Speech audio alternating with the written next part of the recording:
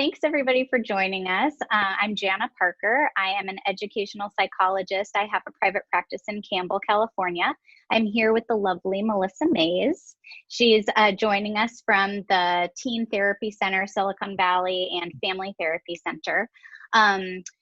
This is part of a passion project of mine. I have always felt a really strong desire to and a pull to connect families to the resources in the community that are available. I feel like the sooner we can get that connectivity, the better everybody is going to be.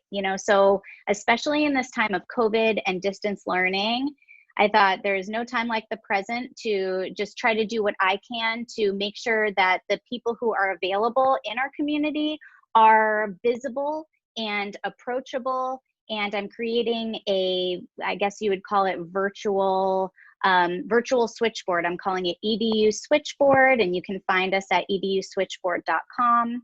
And you'll see these full-length videos and description of everything that's talked about. And so you know where to find the people who are in the community ready to help you. So Melissa, welcome. Tell us about, absolutely. Sorry, I've cut you off. Tell us about your therapy centers and give us some details. Well, I'm Melissa. Like Anna said, I'm the executive director of Teen Therapy Center and Family Therapy Center, which are actually two different centers under one roof, right across the street from Good Samaritan Hospital here in San Jose. And we actually consist of 20 therapists and one child and adolescent psychiatrist. And Teen Therapy Center really specializes in teens, as you might guess, and their families. And we provide individual sessions for teens, group sessions, parent support sessions, as well as in-home coaching, which is a bit of a misnomer right now because it's happening virtually. And then our second center, Family Therapy Center, specializes in all ages, really young children to adults, as well as couples. And then we also have a video team that does video therapy, also known as telehealth. And they've been set up to do that indefinitely. So they can serve families and individuals and couples all throughout California. I think what makes our practice unique is that we're open 7 days a week. And because our Teen Therapy Center specializes in teens, we know what it's like to have a really busy schedule and for teens to be in school all day, typically under normal circumstances. Right. So we offer evening and weekend appointments and really pride ourselves in helping make therapy less stressful and more convenient, because we all know in Silicon Valley, we've got a lot of busy families. Yeah, absolutely. And what brought you to this role? Like, how did you get here? Well, my path to mental health has been, I guess, a little bit circuitous. I actually have a background in K through 12 education, and most recently was the head of a small alternative middle school and high school here in the community. And even though most of my career has been in education, it's always had a slant and a specific focus on the social and emotional elements of learning. Because through all my time as an educator, it's become very clear that if a student is not mentally well, learning cannot take place. The brain just isn't ready for it. Right. So really supporting kids and helping them flourish both socially, academically, and emotionally has always been kind of this magical trifecta that I've been working for as an educator. And so to make the switch to mental health felt quite natural, because I'm working on kind of the same things with slightly different practitioners. But it's really, really, really meaningful to be able to support families and young people in their social emotional well-being in this slightly different capacity. Even though it's a different trade, it's surprisingly familiar. Yeah. And so a little segue to, what do you think is the biggest concern for you? What are you concerned about during this time of COVID? Well, I think the thing that comes to mind for me, I mean, I'm concerned about a lot, let's be honest. The thing that comes to mind the most is just, I'm worried that people are in need of mental health care and may not be seeking it out at the moment. And this is a really tough time for lots of people. I mean, even people who've never been in therapy before are reporting that they're struggling. So for our young people in particular, especially if you have a child that has learning differences or may already be predisposed to mental health concerns, we're all isolated. Life feels really different. And there's also been financial ramifications for many of the adults in households. So I'm just worried that people might not be seeking out the services that they need to really cope during this challenging time. I certainly hope they are, but we found that a lot of people say, oh, I want help, but I can't wait until services resume in person. And while we'd all love to do that, we're just not comfortable putting anybody at risk right now. Mm-hmm. And I hope people can take the risk to try something different and online if they're really needing it, because Yeah. I don't see us going back to the centers for a while. Right. It's just not Are safe. you finding some success in that virtual format? Yeah, absolutely. It was a really, really smooth transition for our therapists. And we found that some clients actually really enjoy it. I mean, parents are not having to drop their kids off one more place. We know that, well, all of our teenagers are comfortable with different technologies, so it's rare that we have tech issues. It's been quite seamless. There are some clients that really do crave that in-person connection and may not find it as maybe wonderful, but it's still efficacious and that they're getting continuity of care, and working with somebody that knows their story, can be there for them on a weekly basis.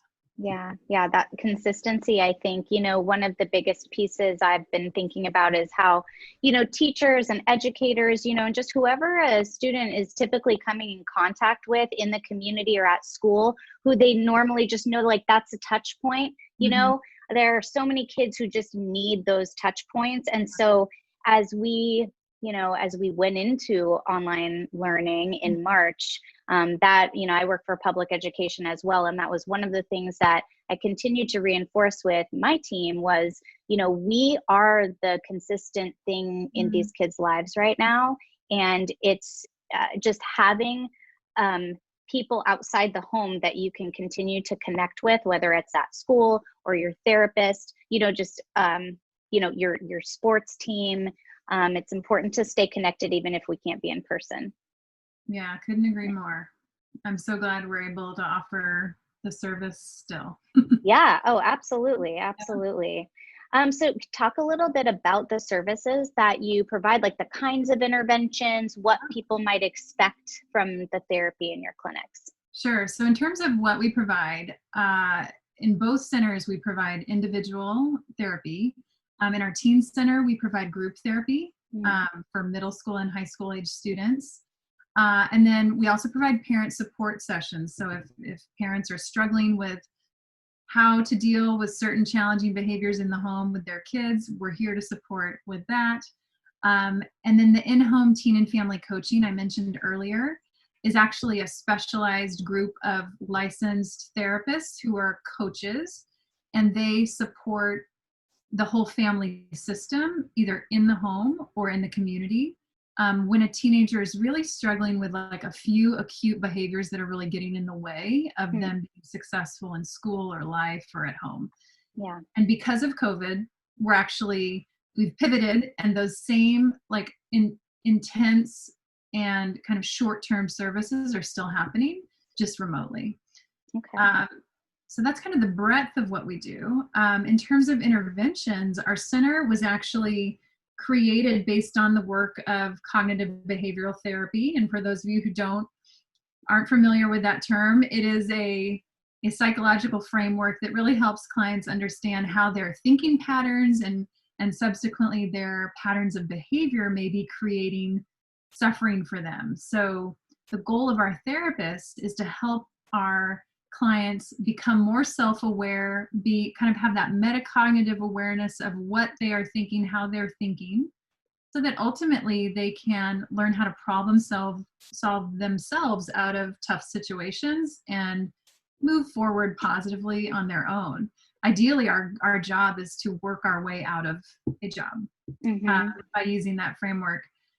But in addition, we have therapists that at our teen therapy center, they all specialize in teens, but in terms of modalities, we have all different kinds. So we have one therapist that does EMDR. We have several that do art therapy. A lot have trauma-informed care experience. Many work in family systems. They integrate mindfulness into their work. And then there's also narrative therapy and motivational interviewing. So many different ways that we can create a connection with the client and really figure out what intervention makes the most sense. When someone comes to your clinic, what can they expect? And then how do you make the decision of like which therapist they're going to see? Yeah, well, the first point of contact is actually our intake coordinator. And so when someone calls either of our centers, they're able to talk to somebody live about the challenges that they personally are facing or someone in their family is facing. And so through our very comprehensive checklist of what we go through, we really try to collect the information, what's going on, and based on what people share with us in those calls, we're able to find not only the best match for therapists in terms of their expertise and interests, but also, what will support the family from a sustainable schedule, because we also want to make sure that they're bought into the process. So once a match is made, we have an intake, and I can tell you more about that process, but it's 90 minutes long. And if it's for a young person, the parent is also, or parents are also involved in that, so that we can make sure that everybody's on the same page about the therapeutic goals. Yeah. And then for some reason, if one of our clients doesn't feel like they have the spark or the match with the therapist that we've selected, we ask at the end of every intake, we really want to make sure, does this feel right? And really look for that mutual fit. And if not, we find another one. Yeah. Okay. And can you talk about some of the warning signs or symptoms? Like, why would a family want to come? When is it time to reach out for help?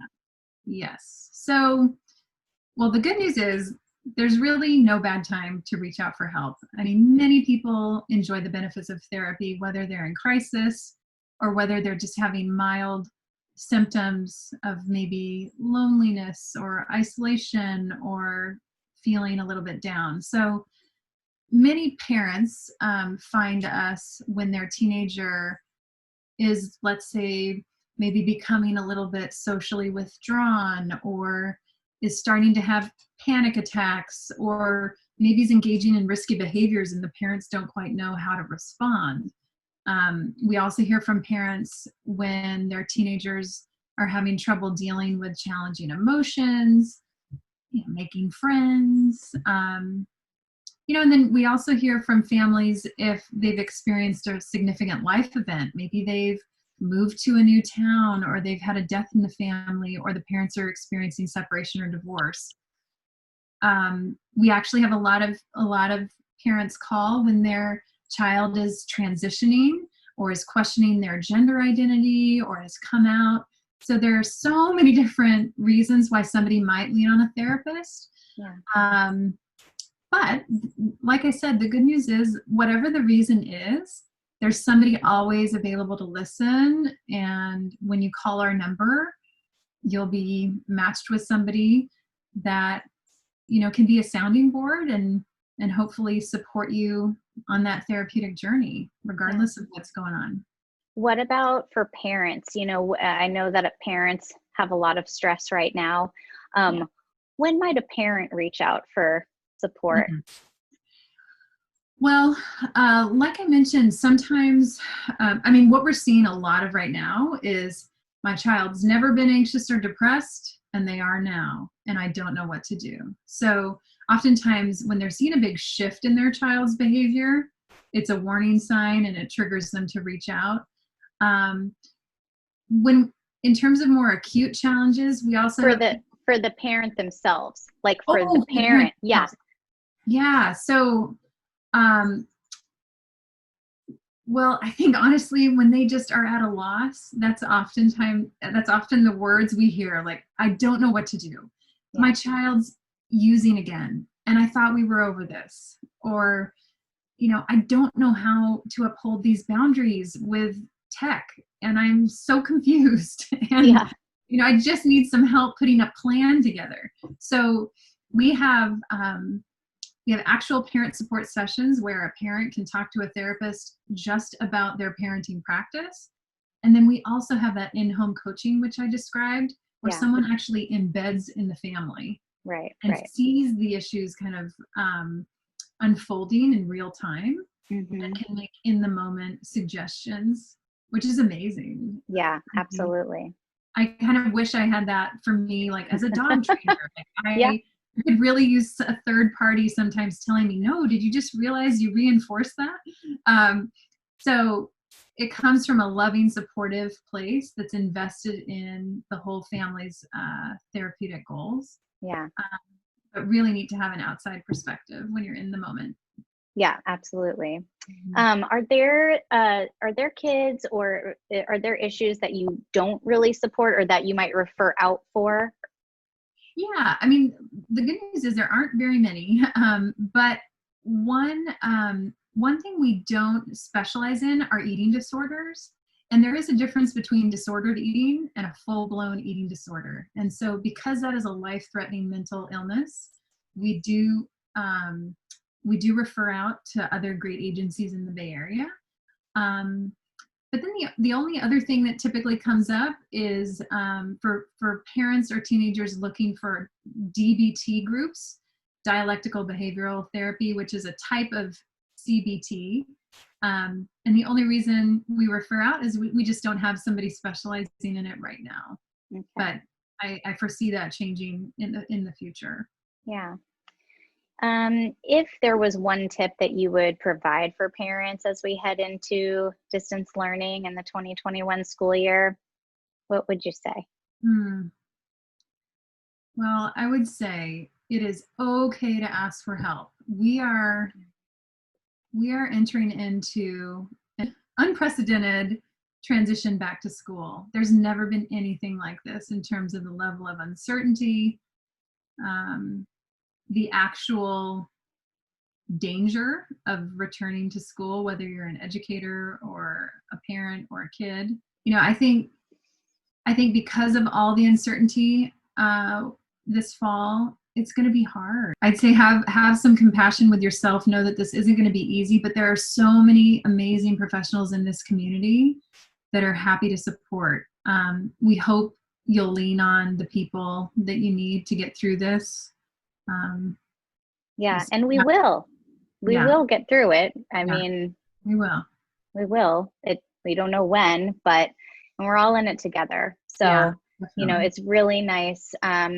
I really love that I can highlight your services because what people in the community can provide can be so beneficial to so many families. So I really thank you taking the time. Tell us how families can reach you. So it's really easy. Basically, interested parents or just people over the age of 18 can call either of the numbers for our centers, and they'll be able to talk to somebody live about what's happening for them.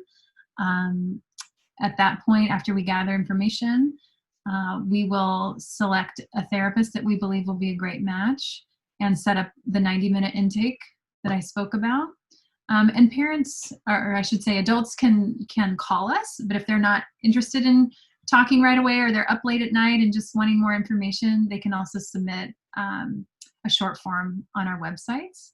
Well, is there anything else that you feel like we didn't cover that is important for people in the community to know about your services? Well, no, I think we covered a lot of ground, Jana. So thank you for all the great questions. I think there's just a lot of people out there that are dedicated to the mental health of young people and adults in the community. So just find a place that feels right for you, and if you are in need, we're so happy to hear from you. Well, thank you. Well, I will be posting in this YouTube video, I will be posting all of the links to how people can get a hold of you and also the answers to your questions. Yeah, so everybody, Melissa Mays, the Executive Director of the Teen Therapy Center and the Family Therapy Center, which are both right here in the Silicon Valley in San Jose. And if you could, I would appreciate a like or a comment, a subscription to this new YouTube channel, and also visit us to see the full length and all of this. It will also be at eduswitchboard.com. So thank you. Thank you.